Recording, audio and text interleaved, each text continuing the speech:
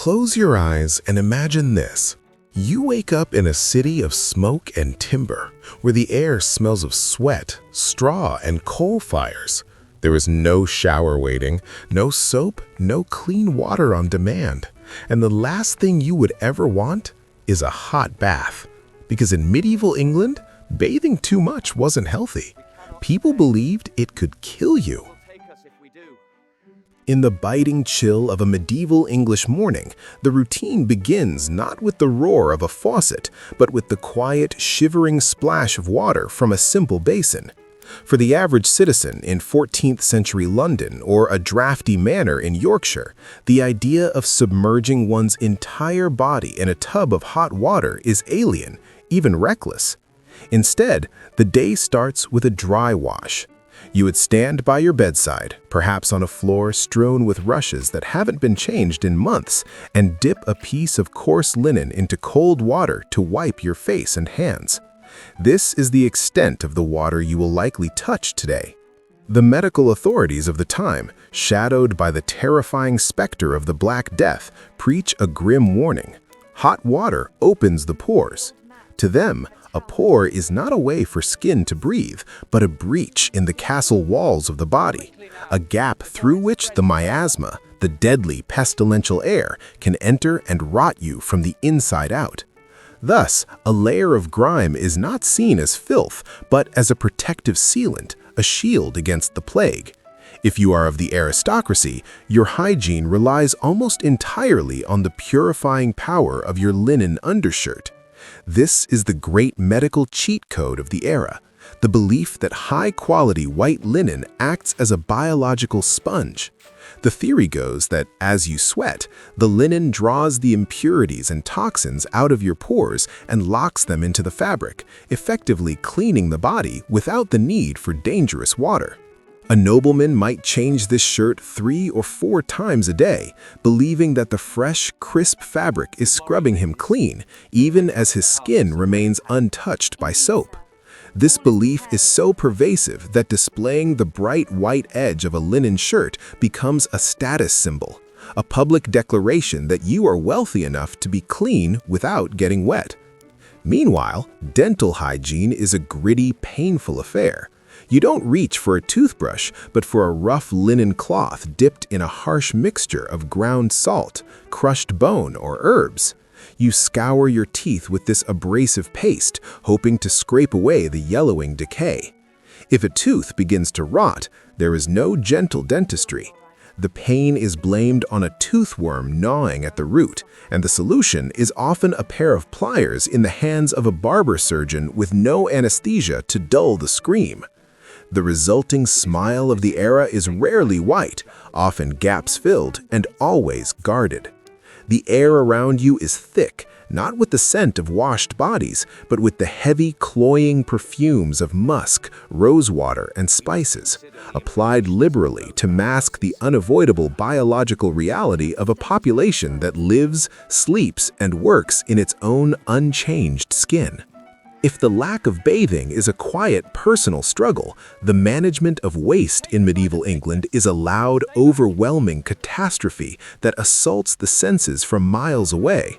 For a modern observer, the most shocking realization isn't the dirty faces, but the complete absence of the sanitary infrastructure we consider a basic human right. To understand this reality, you must look first at the pinnacle of luxury, the castle.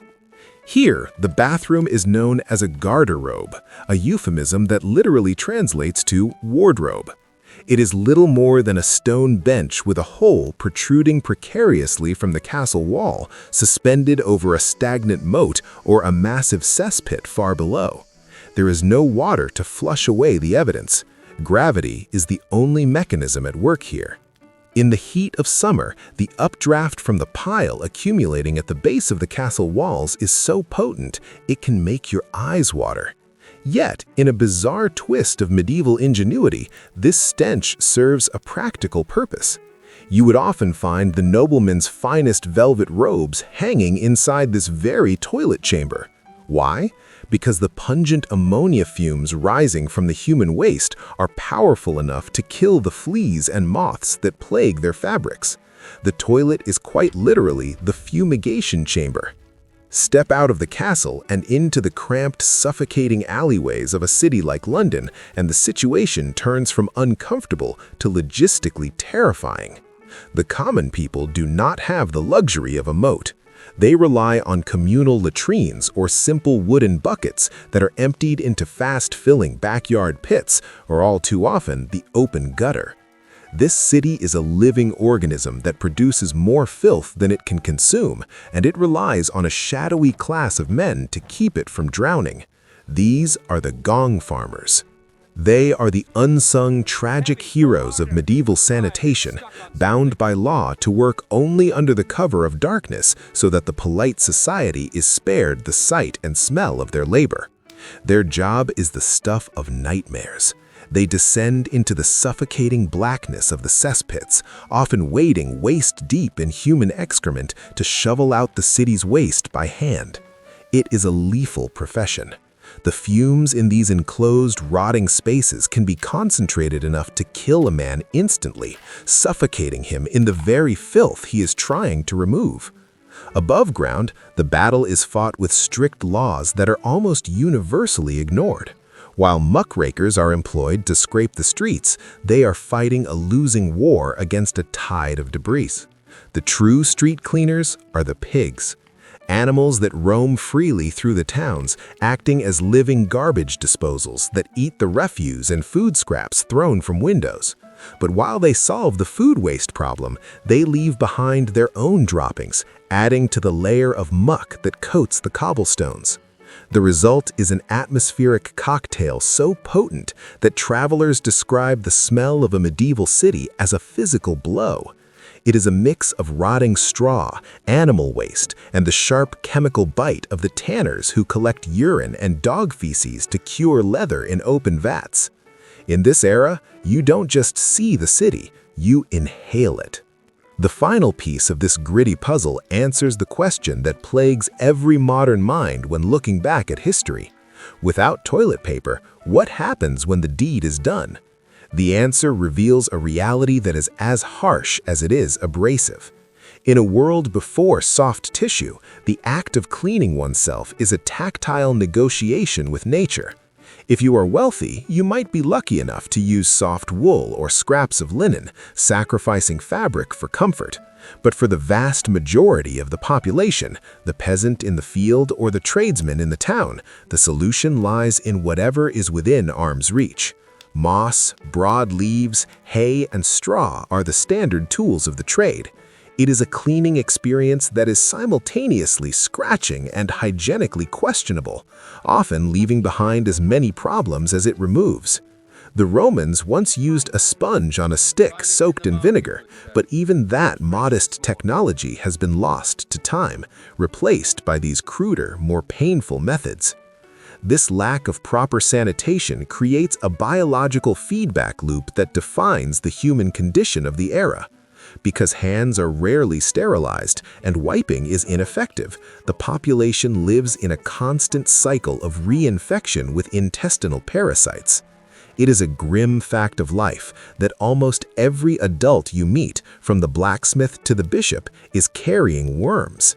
These are the silent passengers of the Middle Ages, unseen organisms that live within the gut, consuming a portion of the hard-earned caloric intake that the peasant has labored all day to secure. It is a parasitic tax on the body, draining energy in a world where food is already scarce. Yet, to judge these people solely by their filth is to miss the extraordinary resilience that defines them. We must look at them not with disgust, but with a sense of awe. Their immune systems are forged in a fire of constant exposure, capable of withstanding bacterial loads that likely hospitalize a modern human within days.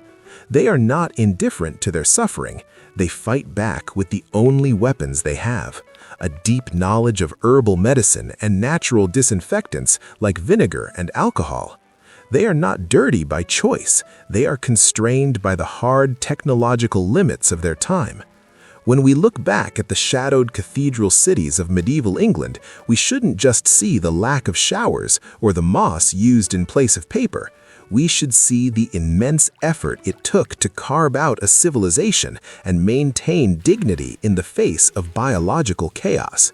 The history of their hygiene is not a story of laziness. It is the history of a desperate, intense battle against their own biology, a battle for survival where cleanliness was the ultimate luxury, bought with the hardest labor imaginable.